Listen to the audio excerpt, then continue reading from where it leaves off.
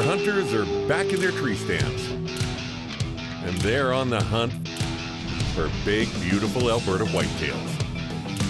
Yeah, and that's the key. Look at the size of that thing. Welcome to Bowzone Live. Down, baby. Bowzone Live. I just shot a giant. Bowzone Live is brought to you by these fine sponsors: Aventura, Annihilator, Bronc Beer, Hex, Lone Wolf Taxidermy, Lowdown Viewer, Moultrie Products, Onyx Maps, Portable Winch Co., Timber Stoves, and Wild TV Plus. Welcome to Bowzone Live's Roundtable as we head into Season 5 right here on Wild TV. I'm your host, Tom Gazzola. Honor and pleasure to be back with this crew and Ryan Kohler sitting beside me, and of course, Zack Brown, as well as Kevin and Heather Wilson. We got Mike Bouchon, we got Logan, we've got Chase, we've got Keith, we've got Kevin, we've got Adam, we've got Brooke, we've got Scott, and we've got Ty. And we're going to talk about the upcoming season of Bowzone Live. And no better man to pass it off to as we head into this next year than Ryan Kohler. Ryan, I mean, this was kind of your idea. It's come to fruition, and here we are celebrating the 5th season. What would you say about what we've been able to accomplish here? I think that it's amazing that we're in Season 5 already. It's just gone by so fast. We've accomplished so much in the last 5 years with getting some amazing whitetails on video, and just everybody here that donates their time and comes together to help each other chase these animals and shoot these amazing animals. And this year is going to be, I think, really, really exciting. We've got some rookies, some new people that are definitely not rookies to hunting whitetails, and we've added some kids. So I think this will be the best one ever. Well, let's meet some of the rookies. Scott's got the mic over there. We're going to pass it off to Brooke first. Brooke, say hello, introduce yourself. Give us a little background on yourself and what you're excited about joining the Bowzone Live team here. Well, my name's Brooklyn. I've been hunting since I was 12 years old, and I'm just really hoping that I'll be super patient and kill something big this year. Very nice. All right. Beside you is Adam. Adam, you're also joining us this season. Give us a little bit of your bio as well. Yeah, my name's Adam. I've been hunting the Bowzone since I was 12, so quite a few years now. Hoping to have some good luck this year and produce and hopefully get something on film this year. I think I like your chances because we've had a lot of good seasons and a lot of successful hunts. So to the rookies, best of luck. I don't know if I can call you a rookie, Kevin. You're a rookie to the show, but say hello to everybody and give us a little bit of the bio. Hi, my name's Kevin. Thank you for having me on the show. These are my kids, Brooklyn and Adam. Obviously, the Bowzone is pretty dear to me. I've been hunting the same piece of property for 32 years. We know it quite well. It's one of those types of situations where the city is now developed. It's kind of encroaching on where we're hunting, so the animals are getting a little more wise, a little more sketch. But we're looking forward to having another season within the Bowzone. What do you expect from your kids on the show this year? Well, I expect them to get up in the morning when we go hunting. That proves to be a challenge. For the most part. No, just to have do the best they can when they get out there and make good decisions when we have animal encounters and hope for the best. Well, welcome aboard. It's going to be exciting to have you. And like I said, good vibes. We're starting off with a lot of positivity because this show is a lot of fun and we're going to get a lot of action. And Ryan, what can you say about our new hunters as well? Well, I can say that they're going to be amazing. It's a family, right? So it's a family unit hunting together, which I think is so special. There's a lot of experience behind that group, and I've seen some of the pictures and some of the deer they've shot in the past. There's actually some really interesting storylines with all three of them, and I think we should get into that a little further down the road in the show and show you some video of the stuff they've done in the past, which is pretty incredible. This is Adam's first hunting trip. And we're hunting chickens.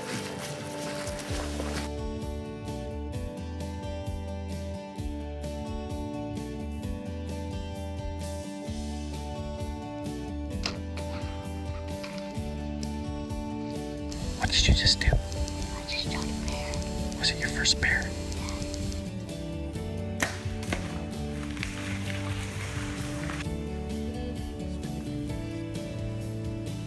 Well, Adam just shot a moose.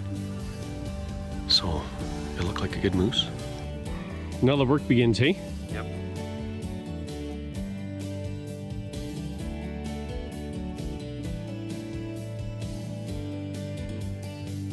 We're heading out whitetail hunting, and the weather tanked on us. It's about -4, so it's not that bad, but Brooklyn's dressed like it's -50. Well, Brooklyn just texted me. She has a big buck coming her way.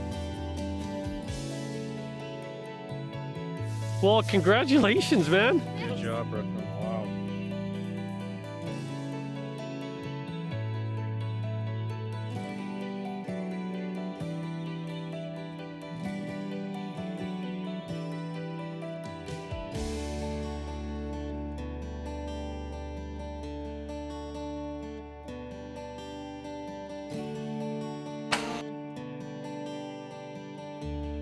Very healthy bear. Big grizzled hump here. As you can see, it's more of a blonde phase than some of the bears we've seen. Great. He's tall, mature. Yeah, it's a pretty unique deer. Yep.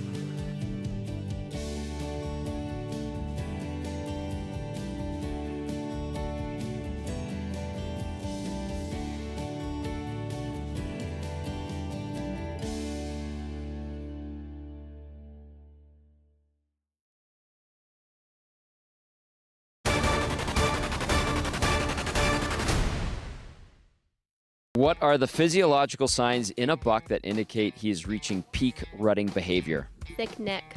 Okay, and?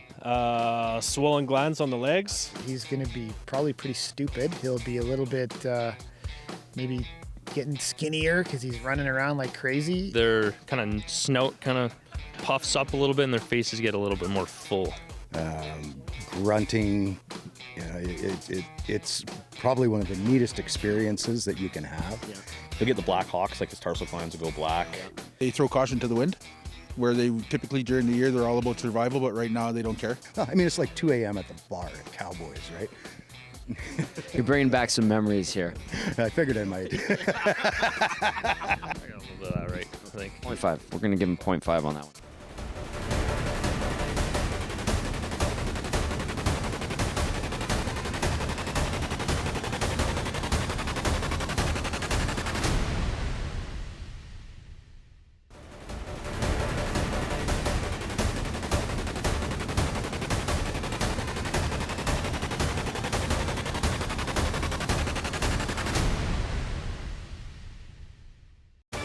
Behind the Bow with Kevin Wilson.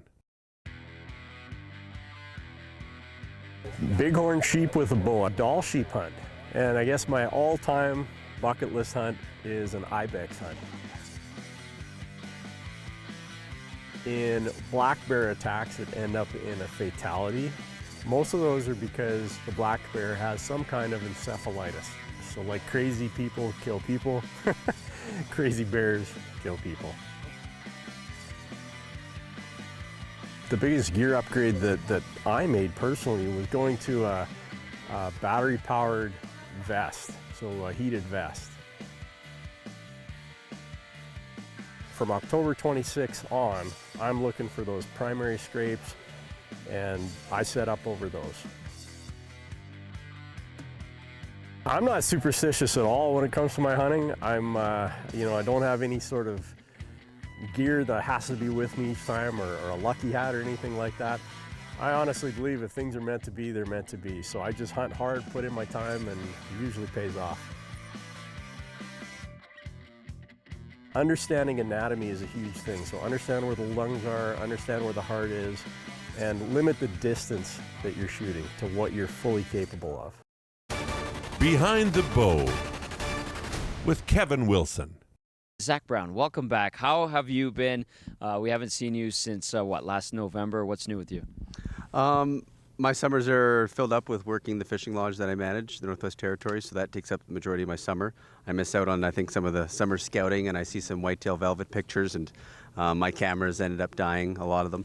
And then it goes into some moose guiding in the fall season that I just did recently. And now it's just kind of getting back, and I don't want to say falling behind, but just kind of catching up on where potentially some of the deer that I'm after. And yeah, that's kind of what I've been up to, guiding and fishing.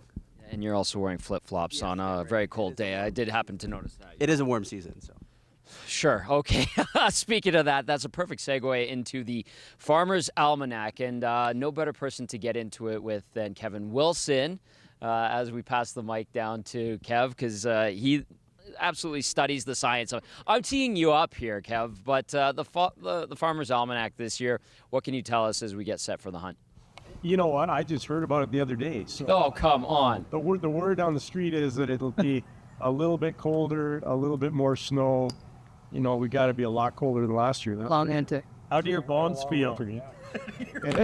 How does your knee feel? I was going to say, is that right knee starting to hurt a little bit? Right? Going to snow There's a lot soon? of truth to that, actually. I actually thought you wrote the first Farmer's Almanac. I just sound better every minute when you guys talk. Yeah. How can you tell in season 5 when Scott Sterling is chirping Kevin Wilson from across the fire pit? Okay, Scott, now that you put yourself on the spot, Hey, sure. I'll say thank you for hosting this roundtable. My pleasure. At your lovely Thank you all home, for being and it's here. absolutely tremendous. And it's for sale. Okay. What effect did last year's mild winter have on the hunt, would you say? Well, movement was a lot slower, that's for sure. A lot of, I would suggest, nighttime movement, especially on our cameras. We weren't seeing really big deer leave, let's say, big deer moving at times that we thought they should have been moving a little more. But do you have a comment on that? Yeah, not really. It just shut things down. I mean, I think a lot of us experienced that later. Yeah. The pre-rut was actually really good. It's like the October hunt was really good, but in November, they still died. Behind the Bow with Ryan Kohler. The top 3 hunts on my bucket list right now would be to try to shoot a whitetail in every province in Canada. Whitetails are a lot older than a lot of people think when they see a photo of a deer. Most people think that he's going to be bigger next year, but more than half the time, it's an old deer and he could be smaller. I got heat stroke on the mountains hunting sheep 15 years ago, and now the heat just affects me in a weird way. So I'd rather minus 15 or 20 than plus 35. I can't stand the heat. I just work at it every day like a psycho. I mean, every day. It's in my blood. I love it. I'll never stop. The heated gear, I think, is pretty cool. I think that's been a pretty cool thing. What you should do, if you have a photo of a deer and it's in the daylight going by a tree, just sit there and wait. I'll be like my lucky hat or my lucky scarf or my lucky this or that. I'm definitely a creature of habit. Have something in your mind that you say to yourself before you shoot so you can keep your nerves in check. Now all I do is I just say aim super loud in my mind. The louder I say it, the more it cuts out all the noise. Behind the Bow with Ryan Kohler.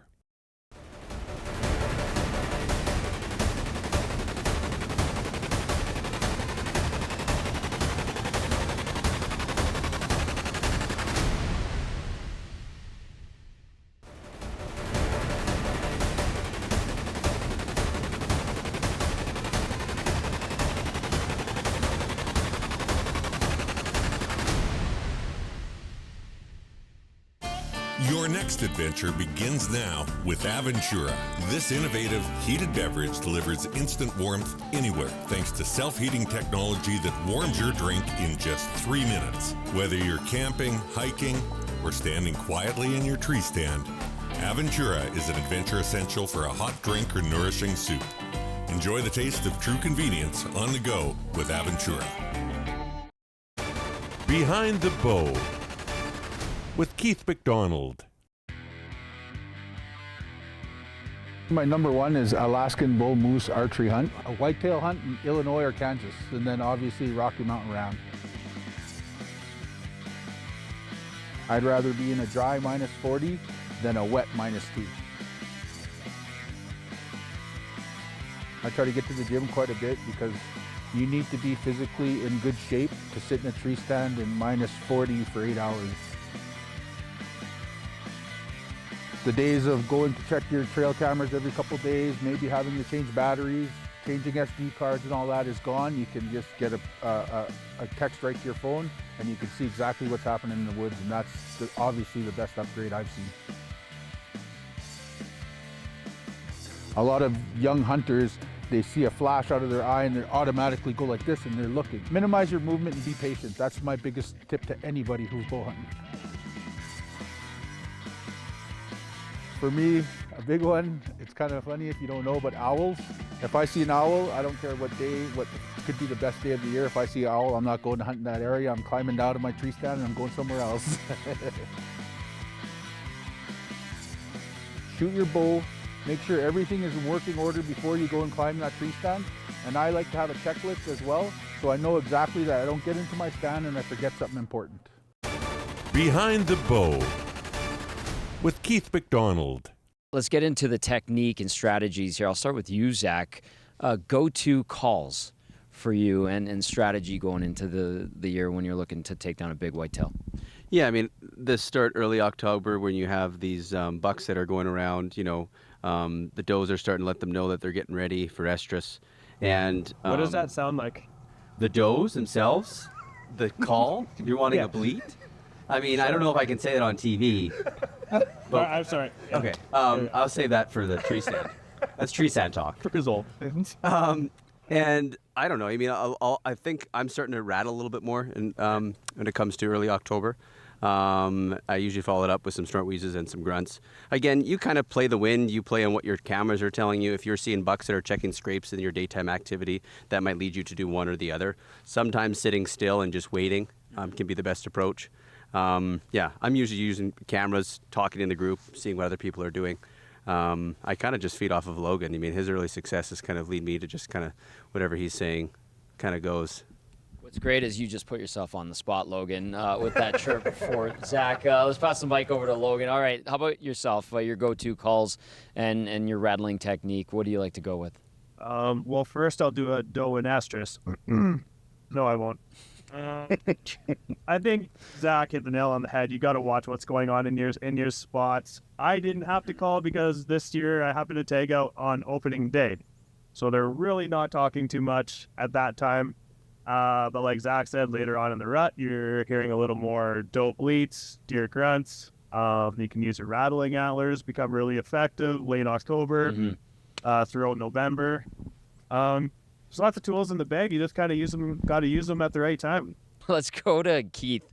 The gear and the evolution of it, Keith. Take us through your gear's evolution, how we've evolved as a crew when you guys are out there in the stand. How would you describe that over the last 4 or 5 years? Well, obviously, cell cameras are a game changer for everybody, I'm sure, because you could just sit at open scout and have to intrude on your territory, and then so you don't go in there until you're ready to go in. And for me, I got clients come in, so I have to try to stay out of my areas as much as I can, keep it nice and clean for them. But as far as to I think we've talked about this before, but everybody talking during hunting season, and so there'd be 10 of us sitting in a stand in the morning. We know what's going on in different areas, know what's going on with the weather. So that makes a difference to collaborating, I guess, to everybody.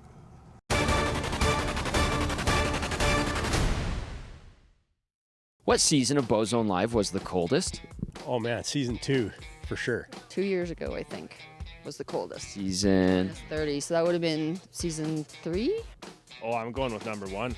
First season? First season. I don't know. I wanted maybe season 2. It was like -25 or something like that. I would say season 2. Season 2. Season 2. That's the one. Yeah, season 2. Second season. Nailed it. I know. I don't. I was in the studio. I remember. I was cold. I was warm. Don't miss your chance to win the ultimate bear hunting experience with Ryan Kohler, set for spring 2025. Brought to you by Factory Outlet Trailers.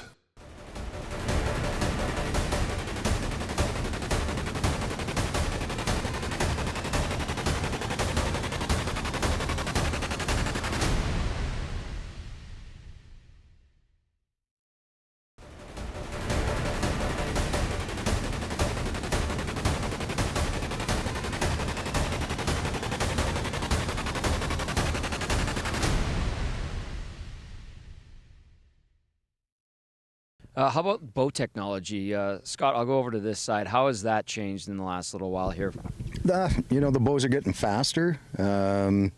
It's not unheard of to hear 350 feet per second out of a new bow. They're actually getting those speeds with a larger brace height, which makes the bow more forgiving. So if you make a little mistake, it's not going to be multiplied quite as bad 40 yards or 30 yards downrange. But really, the technology hasn't changed that much other than speed and quietness, really. Right. How about the setup from someone like yourself to Brooklyn, to Adam, to Kevin? If you guys want to tell us about your gear and how you go about it. Maybe start with you, Kev, what you're working with, and then what you have set up for Adam and Brooklyn. Oh, well, I can certainly put our family in boxes. We're all brand loyal to somebody different, which is kind of funny. For me, I have a carbon bow that I like, especially during the winter. Find it a little warmer on the hands, a little nicer to pack in. I'll let Adam and Brooklyn answer their questions, but for me, I think the gear that I use has been very instrumental on being able to perform in the winter, and I don't have high poundage anymore because of the high speeds these bows put out. Right. So I'll hunt at 57 pounds and feel quite confident with any big game animal that I'm encountering. From there, I'll let Adam speak about his stuff. Sure. Yeah, lots of the bows now, they're maintaining the same or higher amounts of speed with becoming like smoother drawing, just easier to use for the average person. So my bow, I'm using an aluminum bow, a little bit heavier, but I mean it aims really nice, and I hunt a lot out of a tree stand. So for me, aiming is a really nice thing, especially if it's a field edge shot, interior bush shot. I just like the stability of my bow being aluminum, and then for like arrows and stuff. I've used a lot of arrows, and this year I kind of picked a pretty standard arrow. I just wanted to try it out. I've shot micro diameter, shot a little bit bigger. I really like kind of like the in between. So okay. Yeah. Why don't you tell them about your 8 stabilizers you have? Oh yeah, I'm running a couple stabilizers on my bow this year. 8? What kind of arrows? What kind of arrows? His bow weighs 15 pounds. No, it doesn't. It weighs 8 pounds. 8-pound aluminum bow. And it's 15-foot stabilizer. Yeah. It's not 20. But it's got lots of meat and potatoes for stability. But it holds really nice. Gotta say, it holds really nice, and it shoots really nice. Yeah, it really did in the hand. What is it? It's a Hoyt Alpha X33. I'm shooting That's this great. year. And so the arrows that you're going to use. I'm asking you because you work at an archery shop, so you have a lot more experience than I would for sure. And this year I am using a gold tip XT Hunter Pro, or I guess Hunter Pro arrow. So it's very standard diameter. I'm mainly doing it for the strength. I really like the strength of these arrows. Easy to tune. I never had an issue tuning them. I work a lot with them at the shop. And I'm like, you know what, I'm going to give it a try. I got a new bow this year, so I got a new sight, got everything new. I just want to try everything out. So expand my experience with equipment-wise. So, yeah. How about you? To be honest, my dad helps me a lot with my bows. So I'm happy with the setup because he got it all prepared for me. It's not too heavy, it's easy to pull, and I have no complaints about this bow. I shot it last year, worked out perfect for me, so very happy. You use the same bow, like you're just going to Vegas shooting competitions, and you go into shooting competitions, you use your hunting bow, or do you have? I have a different bow, yeah. So I have a target bow and my hunting bow. So our family's fairly bow heavy. Yeah. We each got two. two bows each. Yeah. Eh. I have 3 actually. This is good because, I mean, we have varying levels of experience, and obviously we've got some younger hunters, some older hunters, and we've got Chase here, Ryan, your boy, and then we've got Ty, who's into hunt with you as well. Like, what's Chase going to be rolling with? And then Ty, I don't know at what level you are, or how much experience you got under your belt, but like, what are you going to set him up with, or what's his setup? Chase is running a Hoyt, and he's been practicing for a little while. He was lucky enough last year. We had Joel Turner at the house for a week and a half, so he got probably the best education we could get on how to shoot. And honestly, he shoots better than I do now for sure at the target because he listened, very closely to Joel. And I have some pretty bad habits, kind of like an ugly golf swing, I think. And I just run that ugly golf swing, and it was pretty hard to get out of that ugly golf swing. So I'm still stuck with that ugly golf swing, which seems to do the trick. But he's, I run a Hoyt and some obviously lower poundage, lighter arrows, and I think he's ready. He's 13, and that's going to be the best part for me this season, is taking the young guys and going with some kids and kind of just teaching a little bit of how to bow hunt and seeing those first experiences. He was in the stand already the other night, and I think we had a doe come in. Actually, we have this white-faced doe she's kind of nasty. And she was busting us, but she was coming in close enough where he started to realize that, like, I might actually shoot this maybe, and then the shaking started, right? And I don't know, probably everybody here remembers the shaking that happens when an animal comes in for the first time, and he was like uncontrollably shaking, and so that's just the adrenaline rush that was, getting in his blood. And I think that hunters come full circle. They do what they try to do what their goals, and then you can go back and take a youngster, and then you kind of relive the beginning of the hunt when you first started hunting. I get to relive all those things again through Chase. So. And hopefully he likes it and has some fun. We should hear from Chase. Yeah, we should hear from him. How excited are you, Chase, to get out there? Very excited. I've watched my dad over the years, and I think it's very fun. It's funny because, Ty, you've been watching Ryan. How did this come to be, Ryan, and what would an expectation be for Ty compared to a guy like Chase? Well, Ty, I think, is just learning how to bow hunt now. He's a little bit younger than Chase, and Chase has been around it basically his whole life, and we just have pictures of him in diapers holding racks. So I think he has an idea of what to do, and he's fortunate I'm going to be able to go with him, and I can sit with him and teach him. And Ty's just visiting, but he can tell his story if he wants. Yeah. Ty, what's the story? Why are you here? How'd you end up here with Ryan? I had a project to write a letter to somebody, and I've just, over the years, been watching Ryan, so I chose him to write the letter to, and just been talking since last September, and finally found a weekend to go hunting. That's going to be awesome. You excited? Yeah. Well, welcome aboard, buddy. Thank you. I'm joined now by Ty Bazzilo, and I'm told he has a incredible story to tell. I'm curious, haven't heard it yet. Ty, why don't you tell us what your story is? So last year in grade 6, my teacher had a project to write a cursive letter to anybody, and I've been watching Ryan for a long time, and I've just kind of wanted to know a little more about him. So I wrote a letter to him and Mitch Marner, and Ryan got back to me, and we've just been talking since last fall, and we finally made a weekend where I could come out hunting with him. Okay, we're gonna go meet Ty and his dad Sam, and this will be kind of fun. Awesome. How's it going? Good, yeah. Nice to meet you. Nice to meet you. Nice to meet you. Nice to meet you. Face to face. First thing you want to do in the Bowzone is make sure all your stuff's quiet, right? So this stuff, because it's a little scratchy and it's going to be nice and frosty tomorrow morning, then that'll be pretty loud clothing. Can you find a way to make that work? Yeah. Okay, good. Awesome. That's a pretty lucky sweater. Killed a lot of bucks in that one. Since I've been here, Ryan has showed me how to shoot my bow, where to anchor, and just tune my bow so I'm hitting on point.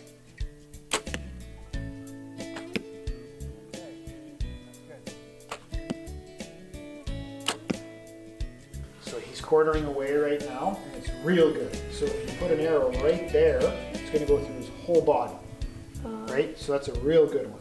What's really good about this here? Perfectly broadside. Yep, and his front leg is forward, so it's really good.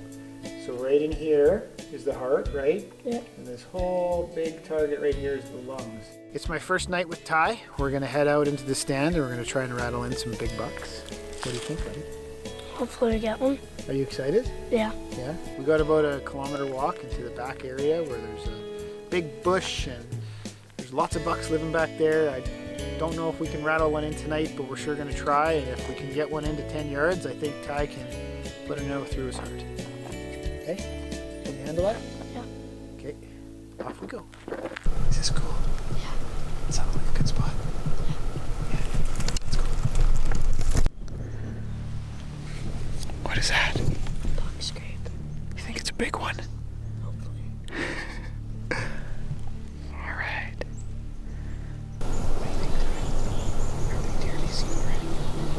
5 or 6. Just walking in, he's already seen 6 deer. Pretty good start. That one's more. And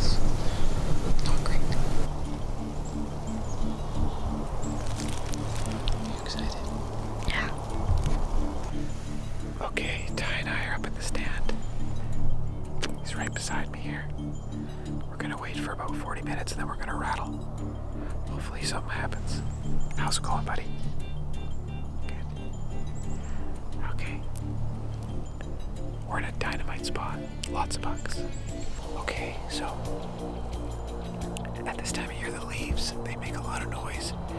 And when you rattle from the top of the tree, it's not awesome. It's not the best. So I'm gonna rattle from the ground. And I'm gonna make a whole bunch of noise down here. And then Ty's up there.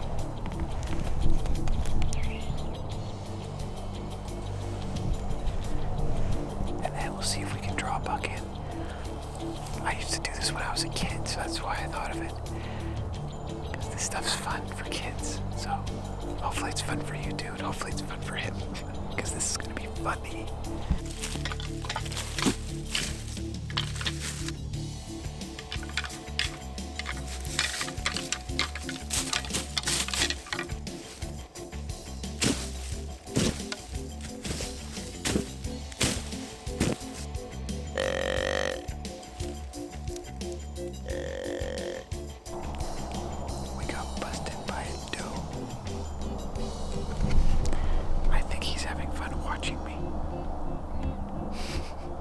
Should have worked. Why do you watch Ryan a lot, and what do you like about him? He's shot a lot of big deer and knows how to hunt everything and knows how to get around them. So what's the plan for you two if you guys are going to go hunting together? We went this weekend, and we didn't get anything. Nothing came in, but he's taught me a lot of stuff this weekend. What kind of things did he teach you? Just like anchoring my bow and how to keep myself concentrated on the deer and just stay steady. Feel like you're a better hunter already? Yeah. Nicely done. How did it go with Mitch Marner? He didn't get back to me yet. Not yet, right? Yeah. Okay. What are you hoping to hear from him? Just anything from him. Okay. All right. What's your favorite show on Wild TV, Ty? Probably anything where they're shooting big whitetail deer. Nice. Would you see yourself taking over for Ryan Kohler when he's ready to call it a career? I don't know. Could you do what he does? Probably not. You're already taller than him. Ty, thanks for this, buddy. You're welcome. Behind the Bow with Scott Sterling. Grizzly bear with a bow, without a doubt. I'd like to make another trip down to South Africa. That's on my bucket list. Man, I love hunting everything, so. Without a doubt, the cold. The cold is the hardest condition any bow hunter is ever going to experience. You have to be scouting all the time. You have to know what's happening in the field. The hodag stuff is really great to bring the animals in. They play with the rope, they play with the licking branch. You can break down a deer to almost nothing and debone it with one knife. You don't need any more. So, best gear thing to take with you, besides your bow and all that, a good knife. I carry a quarter with me at all times. I drilled this thing perfectly center. Destroyed my arrow, of course, field points, but I take that with me every hunt. Shoot, shoot, shoot, shoot, shoot. When you get tired, stop. Because if you get tired and you continue shooting, you're gonna start breeding really bad habits. Behind the Bow with Scott Sterling.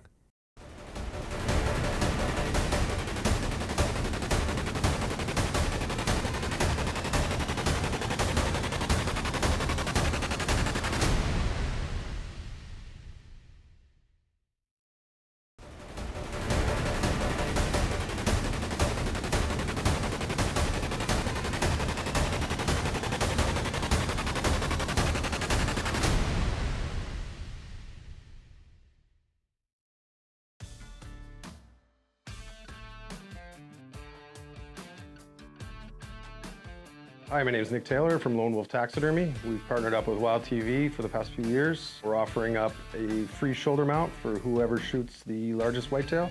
So good luck to all the hunters this year.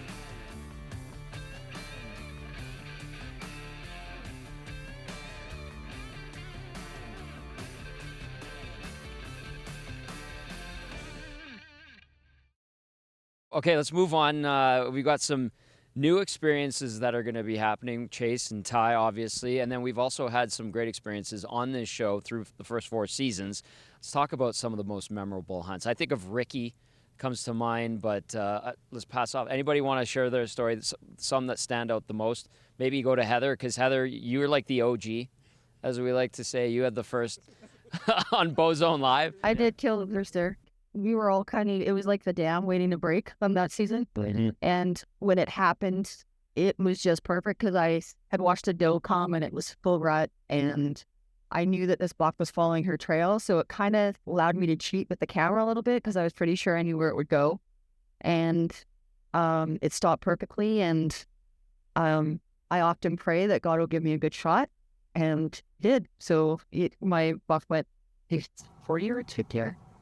Weird. And fell over. So when that happened, it was just, there was a lot of relief. I think the guys, it was like, it was real. We're all doing this and it was possible. And I think that was, it was pretty cool. It's still one of the best videos.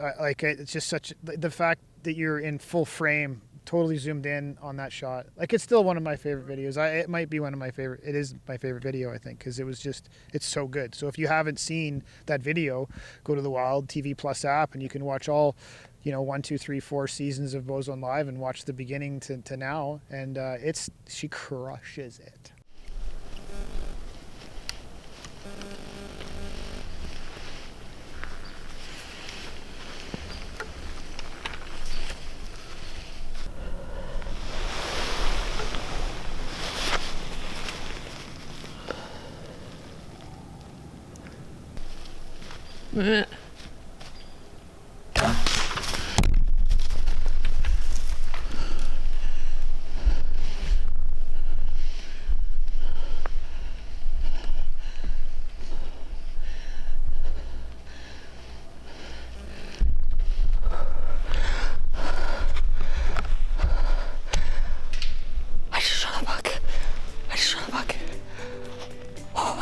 He's down. Oh, I just shot a buck. Oh my goodness. Well, I just climbed out of my tree. Probably gonna take my bow and we're gonna go look at my buck.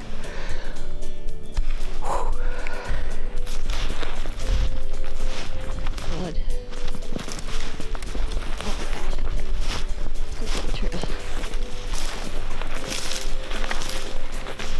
And there's my buck. Oh, yes, there's my buck. He's gorgeous. He's a 4x4. Chocolate antlers. I love it.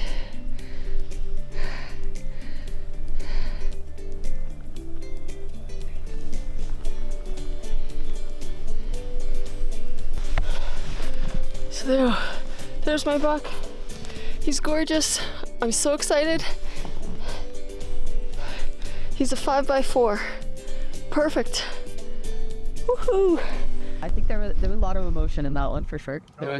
I remember the fingernails after that. You did that for good luck. They're not done yet. They're not done yet. About it. Well, we'll see. We've got some time. Different this year. I also I'm thinking about it too, actually. Yeah, it's a good look.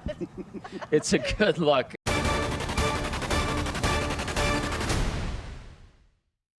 Okay, so if I was going to talk about Moultrie cameras, I would say that they're an awesome little camera. My favorite part about the camera is the fact that you don't have to load batteries into it and you don't have to load an SD card into it. Plus, there's only like one button, on and off. And then they have an app that's easy to download on your phone. This way is way slicker. So Moultrie cameras, number one.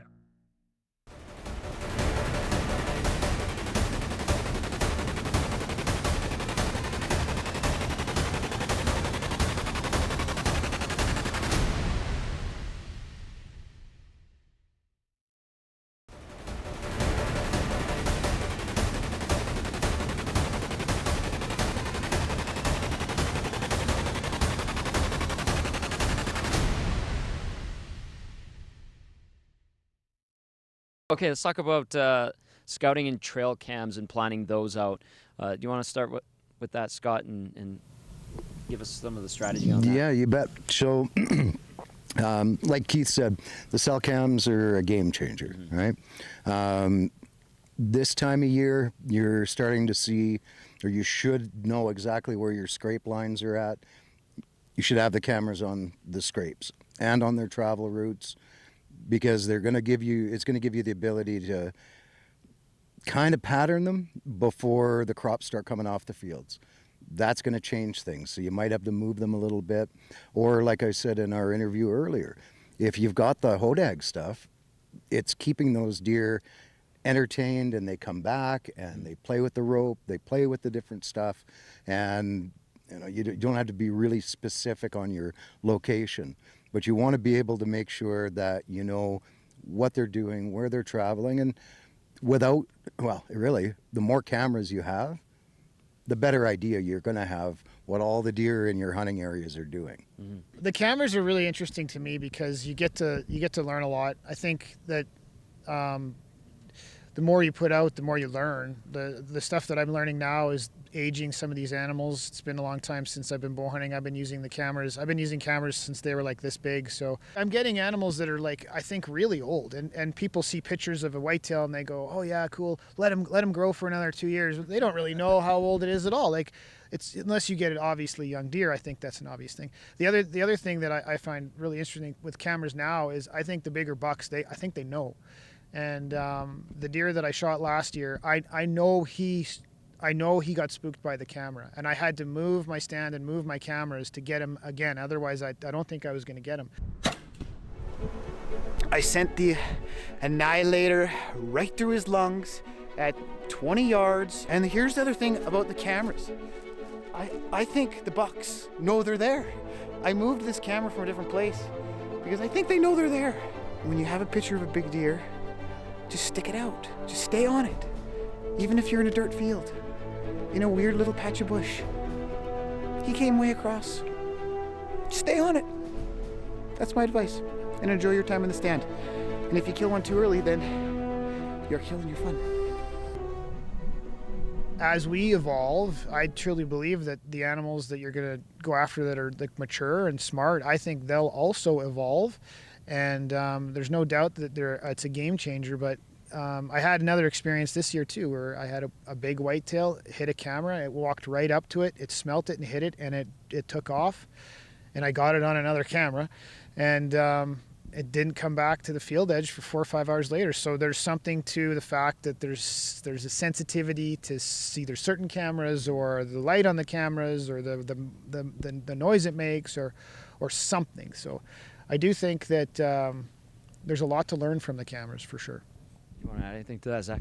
Yeah, I mean, I think it just removes a lot of the guesswork, right? And as time goes on with hunting or fishing, if you can remove that stuff, you're going to enable yourself for success. And it also allows you to, like Ryan said, that some of these bucks avoid cameras, which I think there's definitely truth to. And it keeps you on your toes, too, to be able to, not to get too, socked into a certain idea or a trail. Sometimes it's about switching it up where, you're used to doing something year after year after year. Maybe that little extra change is going to allow you to see a buck on a different trail that you never would have thought of. It can be really confusing too, because you can also try to chase photos, which I've tried, and that can be the kiss of death because you're trying to jump on something every time, and you get a picture of a deer in one quarter, and you go there and he's in a different quarter, and he has a little route that he takes, and if you're not ahead of that route, then you can get screwed up by the cameras by chasing them, right? We use them for moose here in the Bowzone too, and I mean, I don't know how many times I've tried to chase a picture and it never works. So they have advantages, but I do think that there's tricks to it. There's tricks to putting them up. There's tricks to the placement of the cameras. There's tricks to how you maneuver the photo that you see. The timing in it, there's a whole lot of little details when it comes to cameras. And then the work that you have to do in the field. You're still getting out in the field and you're scouting and you're getting out there. You got to put them up, you got to take them down, you got to change the batteries, you got to do an antenna or whatever it might be.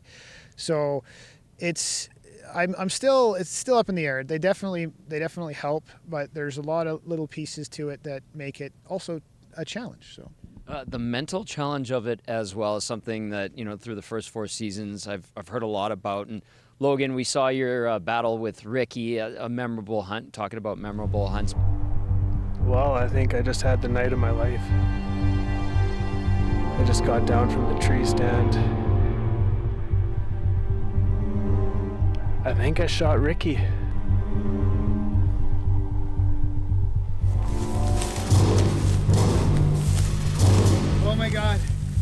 24 hours. Pick up the brute. Oh my God! This is why we hunt the Bowzone. Logan, what have you done? What have you done? We found Ricky.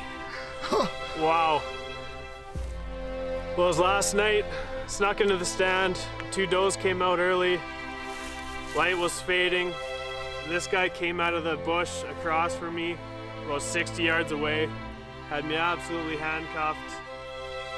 Ended up walking right towards me to cut through into the other field. And I had to get away with a whole bunch of movements, and I made it happen. Took the shot. And 24 hours later, with a few buddies and a good tracking job, we found him. How would you describe the mental grind of dealing with hunting season and being patient and not trying to chase photos, or how do you approach that? Well, it's tough. Obviously, you don't have a chance if you're sitting at home on the couch. So we all want to be out there as much as possible. I was chasing Ricky for 4 years at that point, and it was just a grind.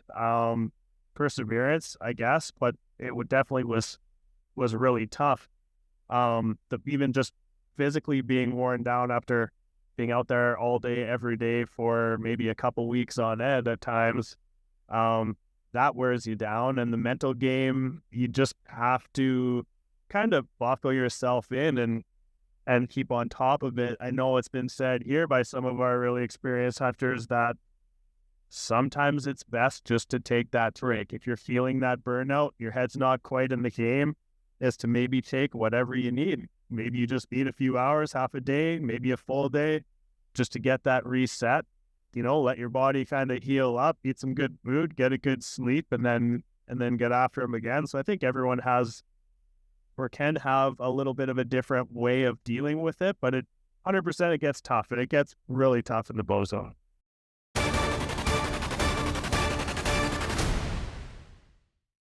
Talk about some annihilators. Probably one of the most durable broadheads on the market. These ones in particular were very, very close to my field points.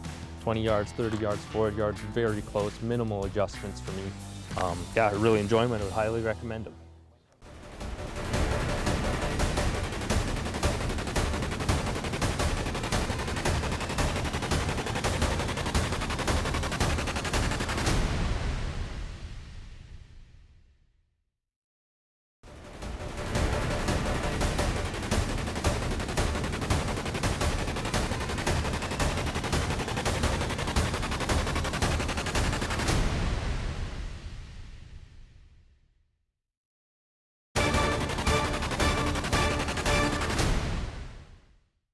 In Alberta, how long is the archery-only season at the WMU?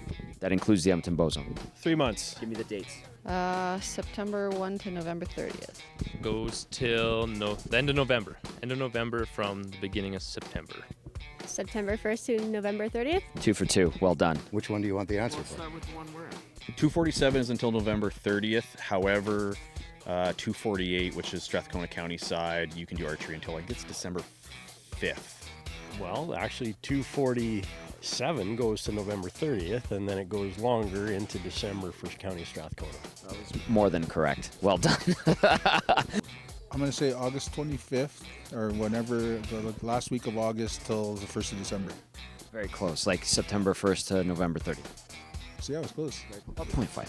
All right, as we embark on Season 5 here of Bowzone Live, any new hunting goals, challenges that anybody's aiming for this season? Are you guys trying to throw a wrinkle into your game? What does anyone have? I'm in Logan's situation, so I tagged out like the second day of the season, so I don't really have a strategy. So you're a coach now? The county is Strathcona, so okay. I will have another whitetail tag if I've got some time there, but try and get the hell outline. Over on this side, anybody, any strategy? What's your strategy this weekend? Just to go out and find the deer and shoot one. I like it. That's what I gotta do. I hear that words. Zach, anything new? Any new challenges? Something that is maybe you haven't dealt with or you're looking forward to trying? I think the timeline for me for hunting, I got kind of this first little bit of the season. I've always relied kind of on the last week, and I'm doing some guiding work, so my times to hunt are a little bit conflicting. So I think that early rut strategy and hunting is kind of new to me. I like that last week when they're just running crazy, and I wouldn't say it's easier, but for me it's almost more predictable, even though there's some stuff you can't control. But yeah, just trying to adapt and pick up some ideas from guys that have maybe hunted that earlier season more than I have. I know a couple people have tagged out already, but do we have like a consensus number one pick to tag out during the show here? Chase is a good pick. Chase? Okay. Yeah, I'm going Chase. Chase, can you handle that pressure? You can handle that pressure? Yeah. All money on Chase. All right. We're excited for season 5. Ryan, I'll leave the final words to you. Yeah, we're super excited. I can't believe season 5. So hopefully stay tuned, watch the rest of the shows. We've got a great crew. We've got some rookies. We've got some kids. It's going to be an unbelievable season, and it starts right now. Season 5, Bowzone Live. This has been a lot of fun. Great to see everybody. Look forward to seeing your hunts and everybody getting in the tree stand, staying warm, hopefully, and a lot of great bucks being harvested. That's going to do it for the Bowzone Live Season 5 Roundtable. On behalf of everyone, I'm Tom Gazzola saying thanks for tuning in, and let's get ready for a great season. Bowzone Live is brought to you by these fine sponsors: Aventura, Annihilator, Bronc Beer, Hex, Lone Wolf Taxidermy, Lowdown Viewer, Moultrie Products, Onyx Maps, Portable Winch Co., Timber Stoves, and Wild TV Plus.